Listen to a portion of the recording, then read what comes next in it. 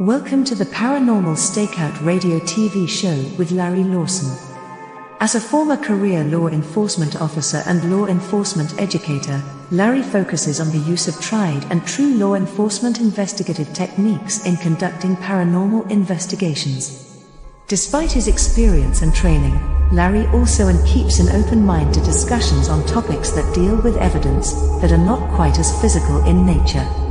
Paranormal Stakeout guests are professionals in the field of the paranormal and parapsychology, conducting the investigations and research needed to further the cause of paranormal study. Larry advocates an agenda of standardization of structure and training in the field of paranormal investigation and research for the purpose of one day being able to produce the evidence needed to convince a jury of the existence of the paranormal. Whether it is ghosts, UFOs, unsolved mysteries, hauntings or cryptids, no topic is beyond the investigative reach of Larry Lawson and the Paranormal Stakeout radio TV show team. Now, here is the host of the Paranormal Stakeout radio TV show, Larry Lawson.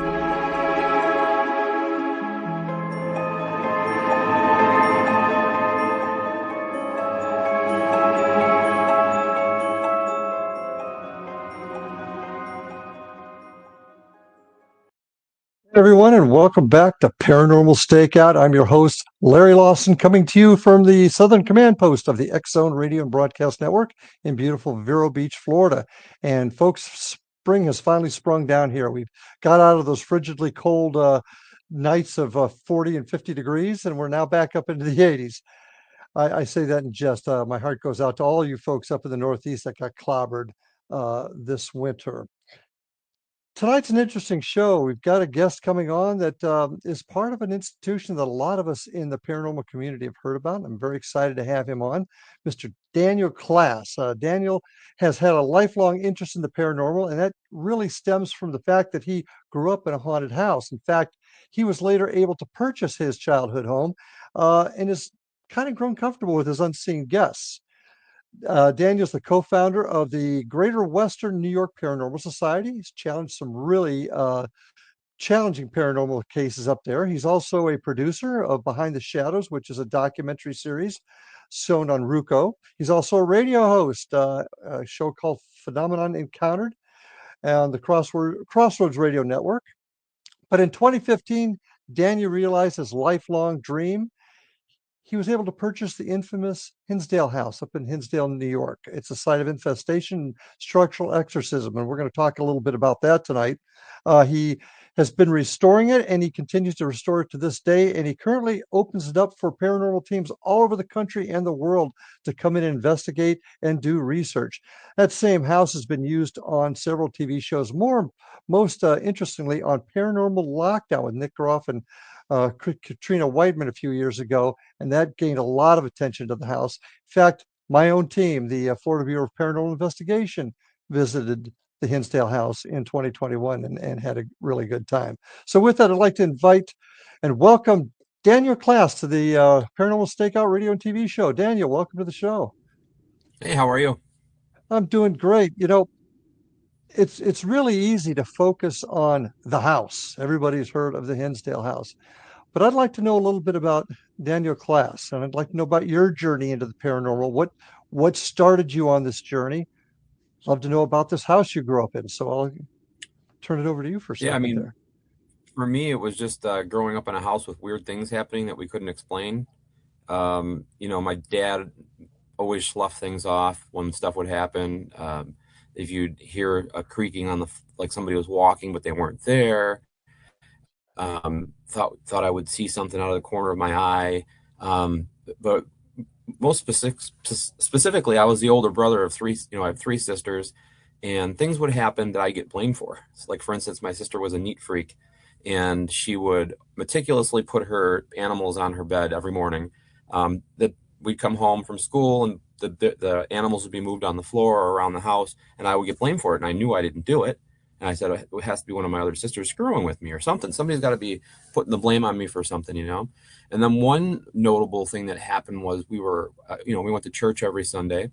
And when we came home after going out for breakfast, we knew nobody was there. We were all together, and we have like vaulted ceilings in our living room, and there were crayon drawings on the ceiling, and there was crayon sitting in the middle of our living room floor. Of course, somebody's pulling a prank on us. It was all stuff to just try to protect us as kids. But later in life, after I purchased the house from my parents, my kids started having some of the same things happen, and then it all came back to me, all the things that I was dealing with when I was a child. And my son said he saw a little boy in his room. My wife said she saw a little girl standing on the stairs, and it just got me interested in maybe now that I had the deed, I could look up the history, and I was looking up like going back to the libraries that had microfiche and going through all the old newspapers, and found out that in the house that I bought for my parents and the original owners, that there was a little boy and a little girl that died of cystic fibrosis. And I said, well, maybe there are child ghosts here, because it was nothing ever malicious. It was always just like fun things. And I remember my parents were camping one time, and I was staying over at my next door neighbor's house. My best friend lived there, and we were going over to get my G.I. Joe guys. When we opened the door, it sounded like a little boy and a little girl singing Ring Around the Rosie upstairs. And he ran up the stairs. I wanted to get the hell out of there. I was scared. And then when we went upstairs, it was like the teddy bear just tumbled over in the middle of my sister's floor. And I never forget some of these things that happened. And just started researching the house some more. My friend told me that I needed to go to Lilydale, which is a psychic community up here in Western New York. And I didn't know that I so much believed in psychics that much at that point in my life. I've met some good ones now, but I said, well, get me a good psychic then. I'll go with you. And I went up there, and I remember the psychic's name was Ellen Bourne, and she was the president of the Lilydale Assembly. And before I even paid her, before I gave her, before she, gave me any type of reading, she came out and she goes, "You have two, a little boy and a little girl, spirits living in your house." I'm like, I can get out of here. I don't have to pay, right? Like, she just kind of confirmed what I was kind of feeling, And then she said they're attached to something in the house that's theirs, and something that they're very fond of. And she kind of went over what I should do to like have them go to the light. And that's kind of what my mission was, to try and find the item that was theirs in my house.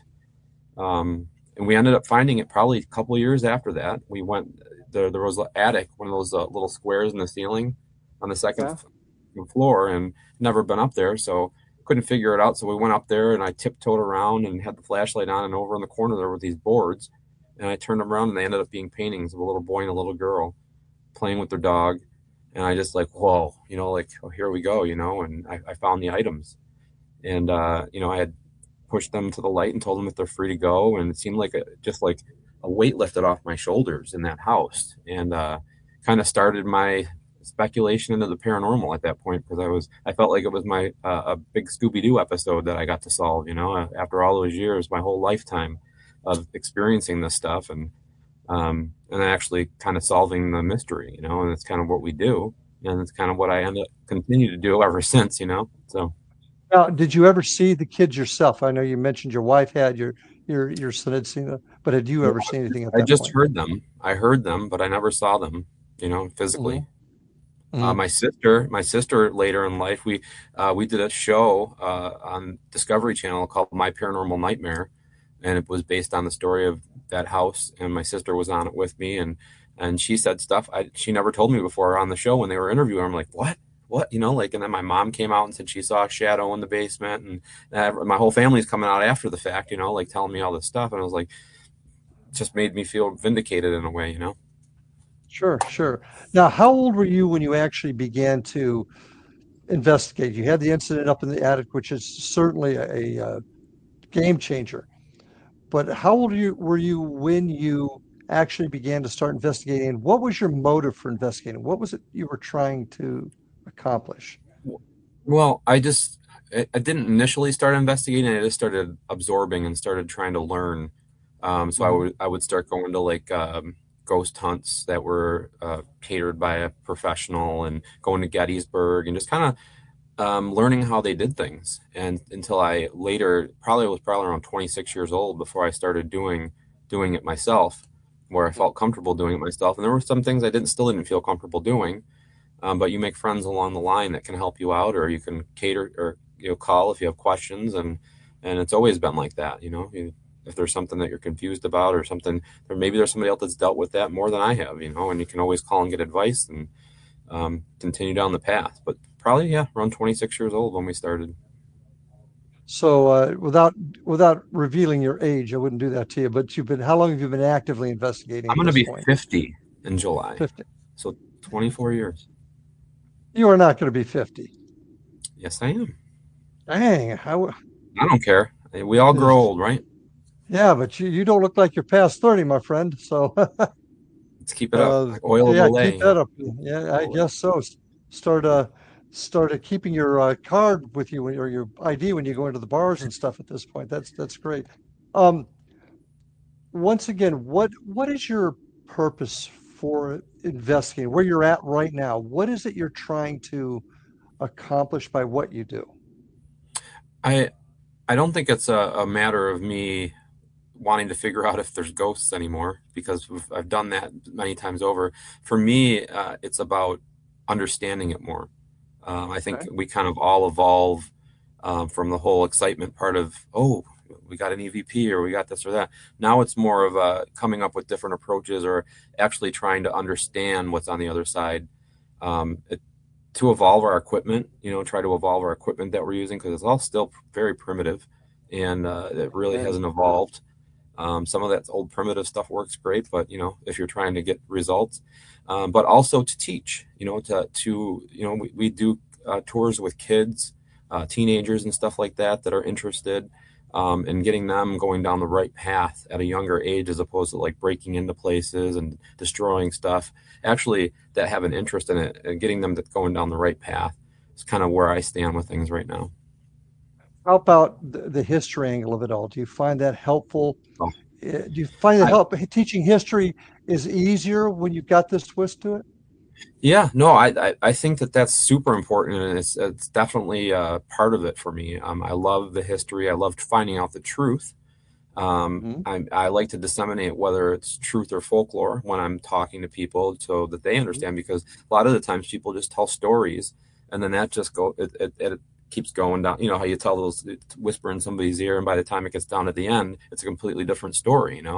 So I like Mhm. to try to make sure that we're telling what we know are facts and what we know are folklore, when we're telling stories or looking up information on things that we can't prove. Um, it's based on a folklore story, so we Yeah. don't know for sure. Have you ever had an opportunity to get a name or, a name during an investigation, whether it's on a piece of equipment or it comes through somebody psychically, but get a name and you're able to link it to the venue you're at historically? Have you had any Yeah, luck with that? well, and especially at Hinsdale, because um, the benefit of owning a location is I don't get to just go there for a day or two, and I collect the data from the teams that come in, and we're able to collaborate, some of the stuff that they get, some of the stuff that we've gotten. I've had names and EVPs and spirit box sessions that I've done there that have nothing to do with the house, but had to do with somebody that I knew. Like it was a friend of mine that I knew that came through, that was with me, and they were Well, coming through on this. we're getting ready. Hate to interrupt you, but we're getting ready to take our first break. And I'd actually like to talk a little bit more about that. People and things coming through that have no connection to the house, but somebody else, because that's an interesting angle. So, folks, stay with us. I got Daniel Klaes with us from the Hinsdale House. We'll be back right after these messages. Hey, folks, welcome back. I'm with Daniel Klaes tonight, owner of the Hinsdale House, and I know that's what everybody wants to hear about. But we're going to get to that shortly. But I'm still digging into who is Daniel Klaes and all the things that he's really done. And one of the things you brought up just before the break was really interesting to me. In my experience, many people say, well, this house is haunted because the person that died here is still here. But so often we have found, and it sounds like you have also, that people just stop in from the other side. What kind of experiences have you had have you had like that at the Hinsdale? So one of the most profound experiences I had is there was a lady. Her name was Bernice Golden, that I helped do a podcast with online. She was a psychic medium, and she did an online show for years. It was an honor for me to work with her. She worked with Barbara Bush at the White House and George Bush, and was an author. And just be able for me to be able to help her out at the end of her life. We became really good friends, and she always said she wanted to go to the Hinsdale House, but she was never able to because she was wheelchair bound. Um, she had passed away, and probably about a year or so later, I was doing a spirit box session with a group in the living room with a small group of people, and we were asking questions about the history of the house. And I started hearing this foul mouth that sounded like a lady coming through, and this is how she was off the camera. She used to swear, like she used to, joke around and stuff like that. And I said, wow, and started thinking about it. I said, it sounds a lot like Bernice, and then she said a couple of key things, something about, she started talking about how I always used to kid her about the pipes, which she always told me, don't ask her questions about um, a lady that's pregnant, what type of, if she's going to have a boy or a girl, and I always like to do that and watch her facial expressions on the camera as I asked her those questions just to tease her. And then, and her husband was listening, and he said, my God, that's Bernice. I'm like, holy cow, it is Bernice. And she goes, yeah, baby. It was like she was there, and then she got to come visit the house, and she wanted to let me know that she actually made it there. And I was checking it out, and I feel like she's kind of like a spirit angel for me at this point, because she comes through a lot like she's a guide, kind of, in a way, when I'm doing things. Have you had or any of your guests had other experiences of entities, we'll call them spirits, that don't belong there showing up?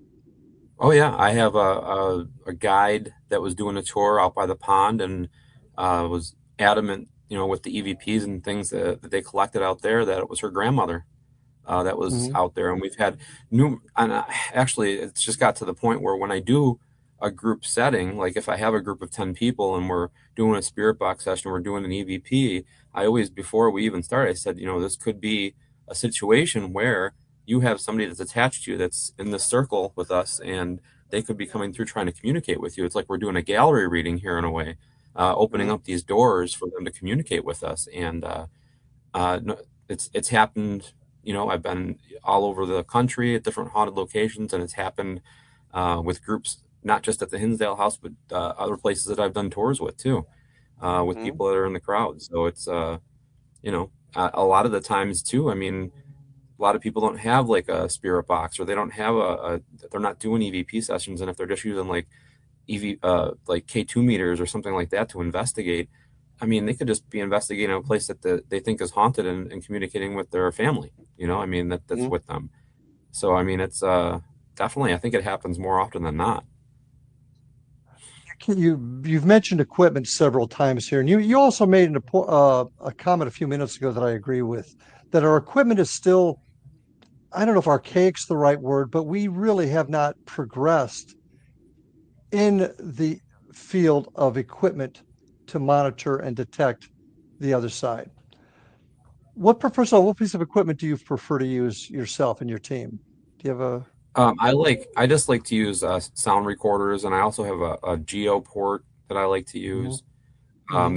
that scans for white noise, and been pretty successful. But it's all theory based. It's not based on scientific knowledge. And that's basically a lot of the equipment that we use. It's all based on theory, because we don't know for sure if that's what works or not. So I can say that beyond a doubt, though, that some of the responses and things that I've gotten are pretty cool, as far as like when we're Mhm. investigating, and how you can put the responses together with the history and kind of piece things together. It's pretty compelling sometimes. You've also mentioned, and for some of my listeners that may not know what a spirit box is, can you kind of enlighten them how you use it and what it does for you? Yeah, so there's different types and different styles. They're getting pretty fancy nowadays, because people are making them out of different things, and that have different energy to them. But for the most part, it's just a sweeping of AM or FM radio. Like on the old cars, how you would like turn the knob, and there would be that static in between. You're trying to get that static, and the theory is that the energies can communicate through that white noise, kind of like on the Mhm. TV, or on the white noise that's in the when you're scanning the radio stations. And a lot of developers have tried to use like Faraday cages, um, to stop the actual radio stations from coming in, so you're just getting straight white noise, and thinking maybe that could better things, So there's a lot of different theories behind it, but that's basically the gist of it. And that's the key to all this, isn't it? It's all theory.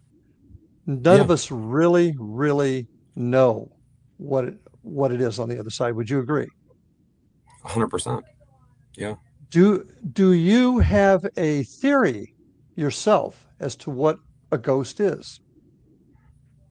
I mean, I think that I think a ghost is a human being that's passed away. I mean, I just feel like I look at it scientifically, like the body being the battery, and when the battery dies, that energy is still there somewhere. And I Mhm. think that energy is, if you do use the right things, you can probably try to communicate with it. And not to put you on the spot because we both agree nobody knows for sure why this phenomenon exists, but when we die, do we stay here? Do we go somewhere and come back? What is your opinion on that? Is there I a mean, collective? I have my personal beliefs that I trust in. But there's a lot. That's the other thing with this investigating. You have to be compassionate to what people believe too, because a lot of people have different belief systems. And what I might think, again, based off my belief system, and what somebody else who is agnostic or somebody that's a witch or something, they have different theories of what happens to us when we die, and they'll go to the end of the barrel, arguing it. But to me, it's not worth arguing, because at the end of the day, we all know that something's there. Something is that's unexplainable, that we don't know for sure, and that's why we're all doing this. That's why we all do this. And yeah, I mean, it's in the book that I read, it says, "Happy are those who believe that don't see," and that's kind of my belief system. Well, yeah, and there's like you said, there's a lot of reasons for people to do this, but trying to find out the answers, what most of us are trying to do, what is it on the other side? Um, do you think there's a heaven, for example, in your opinion? And all this is your opinion. Is there a heaven? Do they just stay here? I mean, there's been times where I've felt like I've communicated with the same energy, Mhm. numerous times, not the same day. So are they just hanging out there? I hope not. I mean, I hope they're doing other things. I hope that when we die, it's better for everybody. And who knows? But Amen to that. Yeah. I hate to think that I get buried in a grave and I just hang out by the grave all day. Like, I hope there's other things we can do. The reason I'm asking this, and I actually have a motive myself for asking this, one investigation we did, for example, um, we actually got what alleged to be the spirit of some folks that lived in this house told us through our equipment, which once again we all know that's not perfect either, but that they go between here and heaven all the time. And I found that very intriguing, and I'm interested to hear if other folks have in, received evidence that said that the spirits or whoever they're talking to said they travel back and forth.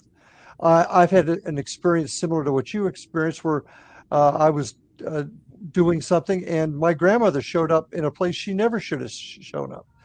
Do I know for sure it was grandma? No, but all the facts were right, and she shouldn't have been there, but she was. So it just kind of makes you wonder what it is.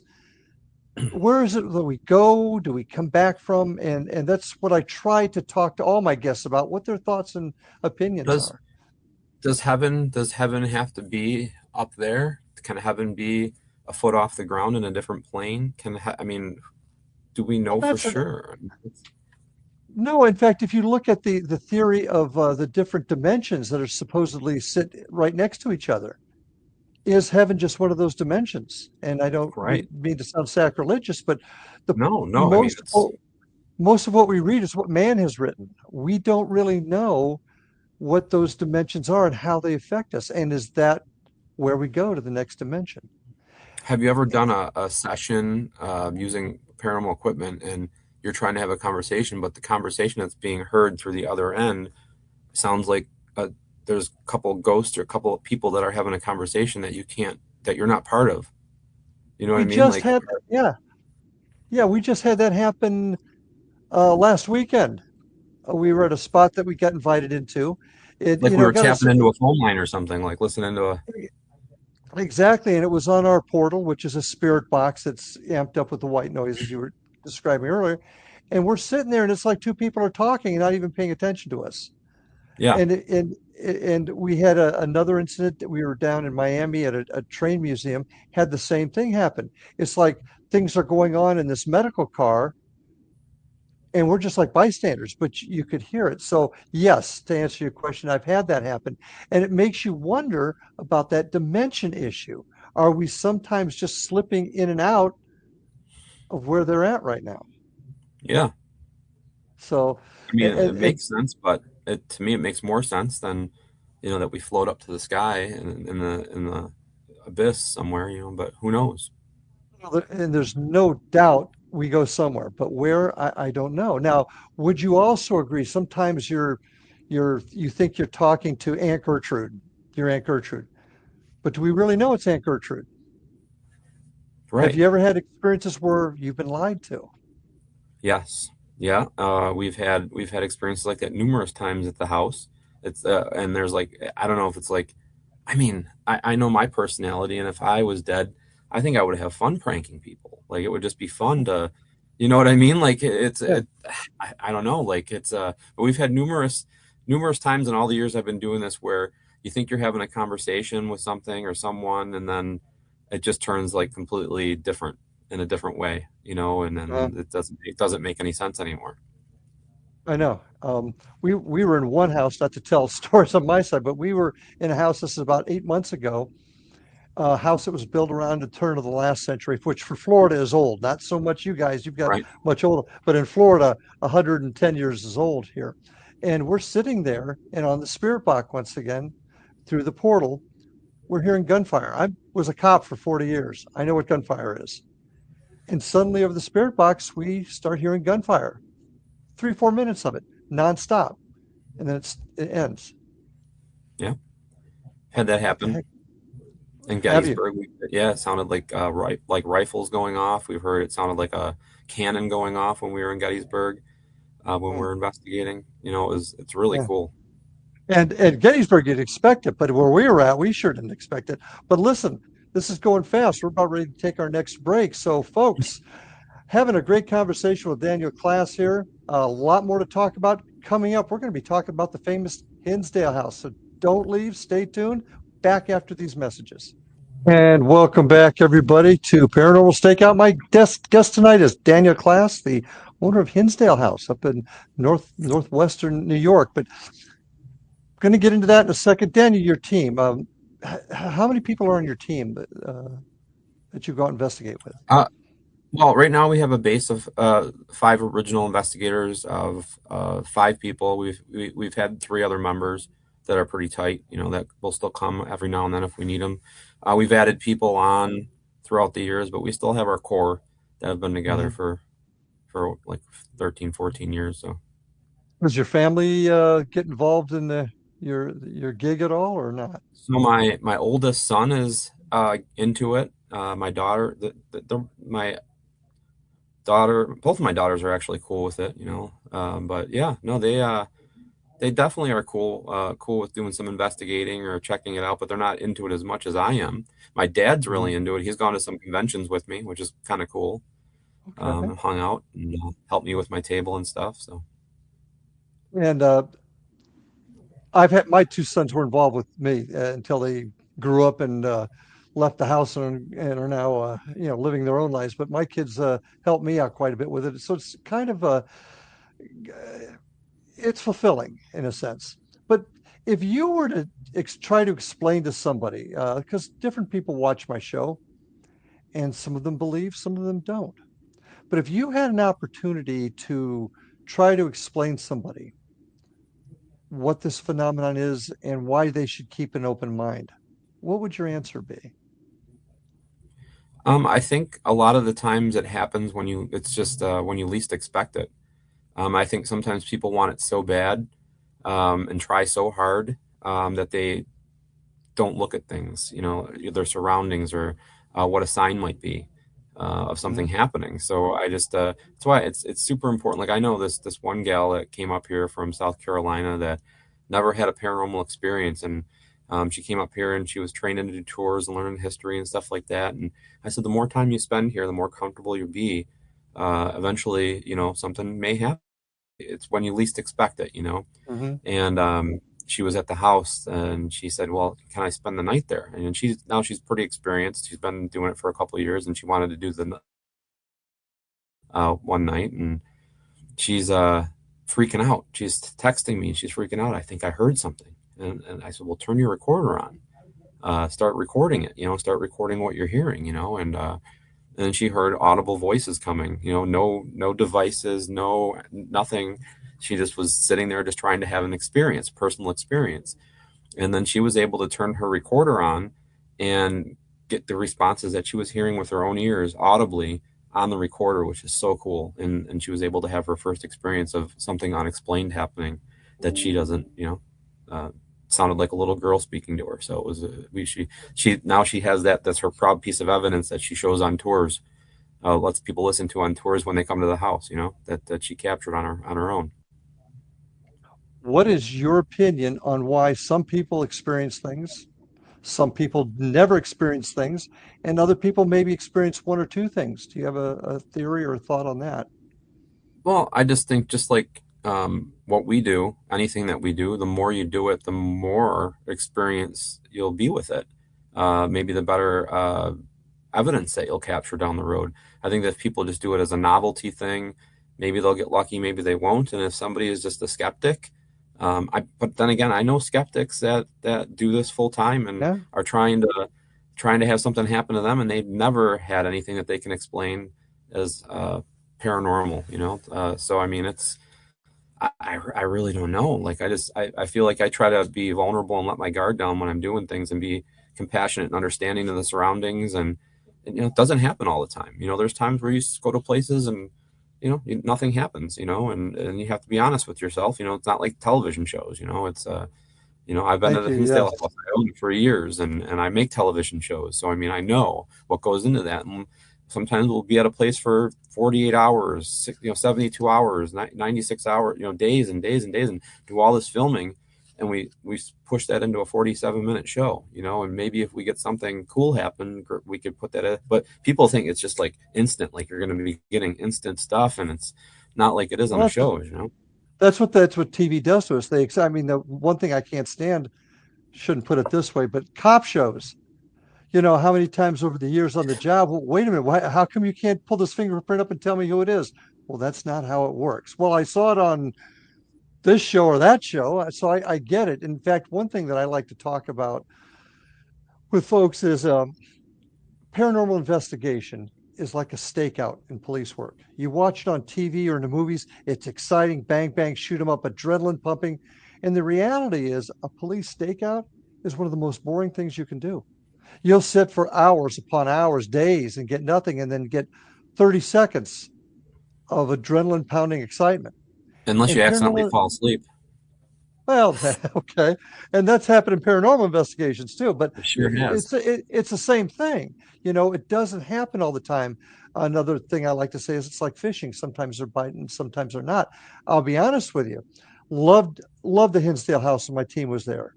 We thought the young lady we dealt with was terrific. We had a great time, but we had a quiet night, and It it happens. happens. It just happens. So I totally get what you're saying there. It just doesn't always It's occur. it reminds me of a story. So a friend of mine, she has a female team called the Warriors of the Paranormal, right? And she's comes to the house quite often, and she's up there, and she's communicating, through me via text message throughout the night. Just it's quiet, nothing's happening, like, and she understands that, like you could potentially be there the whole night and not get anything. And the night went, and the next day came, and they left and packed up. And I talked to her the next day, and she goes, "Yeah, it was dead. We didn't get any evidence. It was just kind of like what you're saying. It was a comfortable night. We had a fire outside and enjoyed ourselves." And then a couple days later, she's going through. She had cameras running the whole time, and She had a static camera set up where she was sleeping on the couch in the living room, and she's freaking out. She's like, oh my God, we got the best evidence. I go, wait, I thought it was dead. She goes, well, it didn't happen when I was awake. When I was awake, So she's fell asleep on the couch, curled up on the couch like this. And then on the camera, it looks like an arm goes underneath her blanket, and the blanket levitates up and falls down.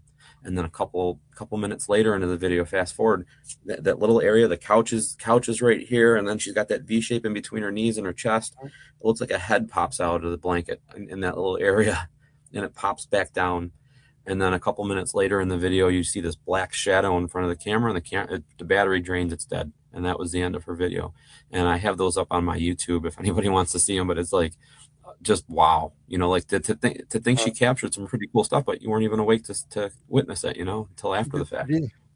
Do you think places can be, for lack of a better term, fished out? For example, let's take one of the big name spots, one of the asylums that a lot of folks go to. Do you think it could ever reach a point where nothing happens anymore? And if you do, why would you think that would happen? I don't know. I mean, I think if you go in, I think if they are human spirits, can they get bored with getting asked the same questions over and over and over again? Frustrated. Yeah, so I think you really need to think outside of the box, or come up with ways to try to get answers. Because I'll tell you what, from the time that I bought the Hinsdale house, from what I thought was the stories and what I thought was true and what was, it's my story. The house, the stories that I tell at the house now compared to when I first bought it are completely different, because I found things that I had were not correct. I found the timeline that I had was not right. And it takes, working together and not having an ego in the system, and working together with people to understand, hey, I had a news reporter from Pittsburgh say, your timeline screwed up and telling people the wrong stuff. Here's what I found out. And instead of saying, no, you're wrong, this is the story, I'm sticking with it, and trying to tell people false things, I suck it up and say, no, you did an awesome job with your research, and give you some props. And now maybe the door opens up, and maybe the spirits are energized because, okay, maybe we're going down the right path. And I feel like that's kind of how it's been with the house. It's like a big puzzle, and like every time you find the piece to the puzzle, more doors open, and it's like the puzzle just keeps getting bigger. Like, we found burial shafts on the property, but we wouldn't have, why would burial shafts? What do you mean? So the theory, there's a folklore story about two brothers that owned the house that were murdering and killing people on the Stagecoach Trail, and then burying their bodies in the out on the hill or on the property, in the spring. And so we wanted to try to debunk there being bodies on the property, So we were filming that for Paranormal Lockdown, and the first time that we went there, and then I remember Nick coming out, and I was sitting in the kitchen, and he said, you got to come out here, and at this time, you were there in 2021, 2020, so 4 years ago, 5 years ago. Were you able to walk around the whole pond? Oh yeah. So yeah, so we weren't. We had to. When they dug that pond, they took all the dirt from the pond and put it on the right side, and it wasn't accessible, and it was very swampy over there. And I had to have that all graded and put back to the way it was before the pond was there, So we've uncovered so many things over there. But on the right corner, in the back of the pond area, we had hits for burial shafts there from a GP, ground penetrating radar. And I'm thinking, oh my gosh, all the worst things, these stories about people getting killed, and it ends up, it's an ancient grave, so there's bodies that are put in there in boxes. He said they're in boxes, and it looks to be like 2 adults and 2 children. So it's probably just a family burial plot on the back of the property. Now, all these folklore stories that I can't in my head, like a woman in white dancing around the pond that people are talking about from a psychic, the lady getting hung from a psychic saying the story. This guy that lived there before this Dandy family talked about spirits levitating over the pond when he was a kid. A little boy, a little child, and 2 adults with no legs. And I'm thinking maybe that's what people are seeing, but they're trying to let us know that they're not there. The one thing about that was we found a grave marker in the ground as well. And we had the pond forensic dove, and we found the other half of that marker in the pond. So somebody cracked that off Interesting. and dumped it in the pond, and that pond was built in the late 70s. So it was happened recently, and that's Ah, when all shit hit the fan. interesting. Yeah, with the Dandy family. Yeah, that Yeah. kind of makes sense, doesn't it? So I've held off long enough. People are wanting to hear more about the Hinsdale House. We got about 2 minutes before our next break, and then we got the whole last section. Tell us about the Hinsdale House. How did you end up with it? So I went there with my paranormal team. My co-founder of the group booked the location for us. Didn't really tell us too much about it, and I was normally the recon guy trying to get all the work on it. He goes, "I got this one taken care of." He says, "You just show up to the location, and I'll brief you when we get there." And we drove up in December. It was probably 2013, and I just remember that weariness of going there, not having any information, not knowing anything, driving up that hill in the middle of the winter, and then finally getting to the location. My phone's not working, and I'm thinking, this is like that show. It's just like a horrible nightmare about to happen here. Like we're in the middle of nowhere. There's no neighbors. My phone's not You hear working, banjos and where are playing? we going into? Yep. Mhm. You could just hear the wind whistling in the background, and then went into the house and sat down in the living room, and he had us watch an episode of A Haunting that was based on that house. And then from that point on, I was freaked out that we were even there, just knowing the history. Wow. So, and that was what year? 2013 when I first went. Okay, but and you bought it not too far long after that then. So that's very, very No, interesting. a couple years. Um, okay. Well, once we get back, as I said, we're about ready to take our next break. When we get back, I need to start I'm going to give you the floor. Want to hear more about the Hinsdale House, what makes it haunted, what sort of stuff you've had. Anxious to talk to you more about that. So folks, stay with us after these breaks. Daniel Klaes, owner of the Hinsdale House in New York. Stay tuned. Welcome back, everyone, with Daniel Klaes, my guest tonight. And I want to take a second to encourage you folks to take a look at a little bit more about my team and what we do. You can find more about me and my team, the Florida Bureau of Paranormal Investigation and Indian River Hauntings, at indianriverhauntings.com. That's my website. Or you can check us out on Facebook at Indian River Hauntings LLC. Also, our YouTube channel at Indian River Hauntings 2341. And you can see some of our investigations and some of the things that we've done over the years that you might find interesting. I'd also like to encourage you to enjoy some of the great programming on the X Zone Radio and TV broadcast network. Just go to xzbn.net and you can find all the terrific shows that are on there. And I really think you'd enjoy it. So take a look at it. Now, Daniel, before we get into the meat of this and talking about Hinsdale, how can folks get a hold of you, and what's your website and your contact Yeah, info? the easiest way is my name there, danielclass.com. All the links to the Hinsdale House and events that I'll be at, my store, merch and stuff like that is all up on that website, danielclass.com. Okay. So tell us about the house. You bought it in 2014, 15. 2015. You bought the house. What happens then? It's important to mention too, like this house was about to be torn down. I had started going there in 2013, and I had that night that I was talking about right before the break. To find out that there was a failed structural exorcism at the location really was mind-boggling to me, to not tell me ahead of time going into a place, and grounded myself. Came back in and did the investigation that night, and for me it was unlike any other location because all the equipment that we had brought was being manipulated. Something was trying to communicate with us. So I didn't become infatuated like the Gollum in the Ring, but I became to liking the house, because to me there was something there that wanted to speak and something that wanted to have their to communicate with us. And I ended up going back there quite a few times, to the point where the owners defaulted on their mortgage. They were from Calgary, and the house was in such disarray that the bank decided they were going to just tear it down and try to sell the land. And it had like black mold in the kitchen, and all the pipes and all the heating system was ripped out of it, and it was just in really, really bad shape. And the last time I was there, I was in the kitchen, and I had started doing more research, because all up to that point, all we were talking about is the failed exorcism, and I found out that there was this older couple that lived there. in the 80s, the Misnick family. And when we were doing filming for our YouTube show, the last night we're kind of saying goodbye to the location, and they were talking about the exorcism, and then I just said, Flo, are you here? And I had like a personal experience. Like, I'm not even one to say that I get touched when I go to locations, but I felt something on my arm, and I had like goosebumps up my arm. My hair was standing straight up on my arm, and I said, are you holding my hand? And I just continued to feel this energy. I said, can you hold my hand as we go up the stairs?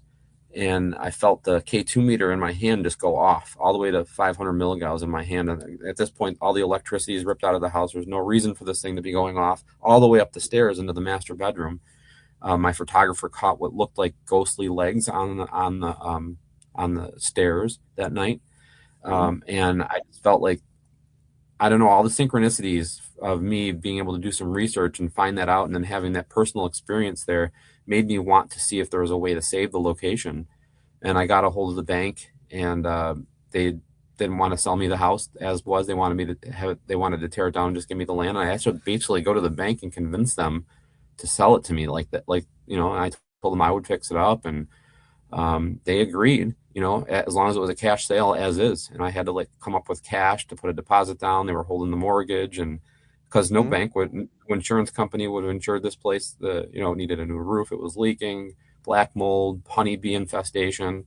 I mean, you name it, it needed to have done. The porch was sinking in, the siding was all busted up. I mean, it was really bad. So there's like before and after pictures on my website. But yeah, so that was the start of my journey. I remember going and signing for this place and then driving up to it, and that day, and I looked at myself and I said, what the heck did I just do? Because I drained my bank account to get the place, and I was taking a chance, like I didn't know how I was going to fix the roof. I didn't know.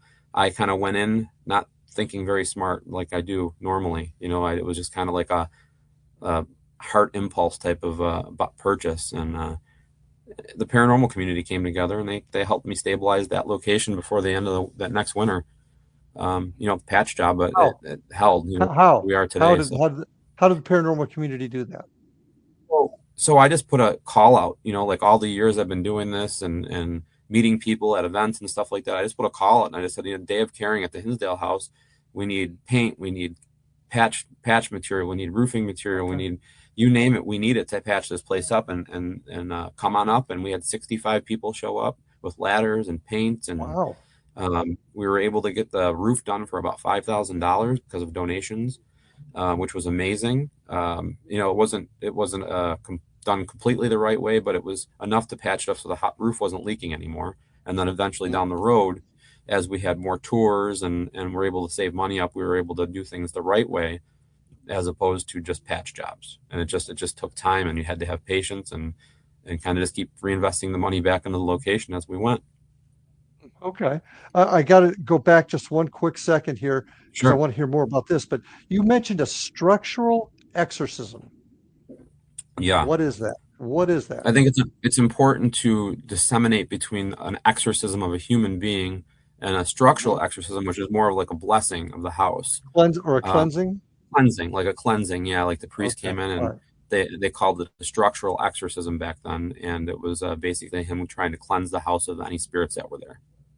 Okay. And obviously it didn't work. No. Whatever was there didn't leave. So, and I just wanted to get that cleared up too, because that I just wanted to make sure that terminology, I wasn't sure quite what that meant.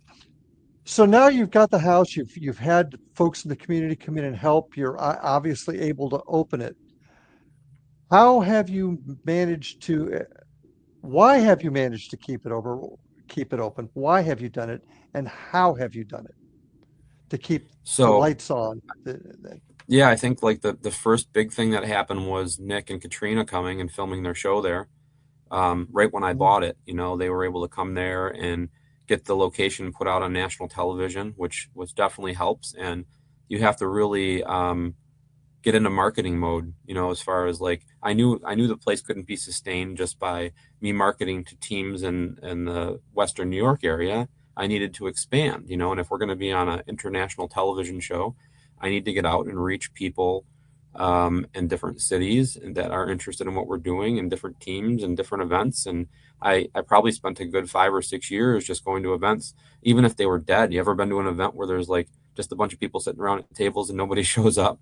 I've been to events like that, but you know what? If there's 20 tables there and there's 14 groups of people that are investigators, that's fine with me, because I get to talk about the Hinsdale House to them, and tell them that they could come up to the house and investigate it. And it's just a support and having people come there. And the other thing too is like making it fair. Like there's some places that just charge so much money now.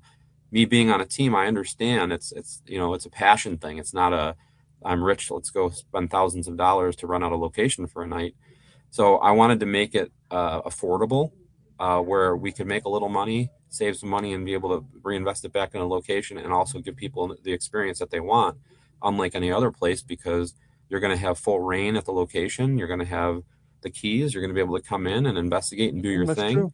and have an ample amount of time to do it, if not more. Then so just trying to be fair, and understanding with people, and marketing that place, and getting out and talking about it. I wrote a book about it, that did really well. And I'm in the midst of writing an updated book. And it's just getting out there and marketing it, and just being fair with people, I think, because we're busy year round, and it's not like we have dead weeks. In the summertime, every single day gets booked up. Weekdays, Oh, evenings, weekends, like it's busy. All the weekends are gone for 2026, and they're booking into 2027 right now. I mean, it's so most of what you take in is meant to take care of the house. Is that what I'm hearing? yeah. So that's kind of been my whole motto, is put back into the location. We've been able to put a driveway in. We've been able to put a new barn up. We have aspirations of things that we want to get done with the location still that aren't done. But it'll all come with time. We've been able to put all new windows in, new siding, new roof, excavate the honeybees with honeybee farmers, and grade the right side of the pond. We have an excavation project that we found doing GPR. There's another foundation that we found on the property that we're starting to dig up, that we have no idea what it's from, nothing on any maps. We were able to put steps in the back of the house where there's like a giving tree. I don't know if you remember that, but there's steps that go up there now, and the final dagger for that was I was up there doing a tour, and I slipped down the hill, and I was like holding my spirit box like this, sliding down the hill. And I'm like, I gotta make this better, because if it's happening to me, it could happen to somebody else. I don't want people to get hurt. I want it to be a safe experience, a fun experience, and just keep putting back in to the location to make people's experiences there better. Because now it's getting to the point where teams are coming for like 2 or 3 days, or they're booking a weekend or two, and now we have kayaks so they can go in the pond. We have like games for them to play outside during the day. We put a deck on the pond too, so people can go fishing.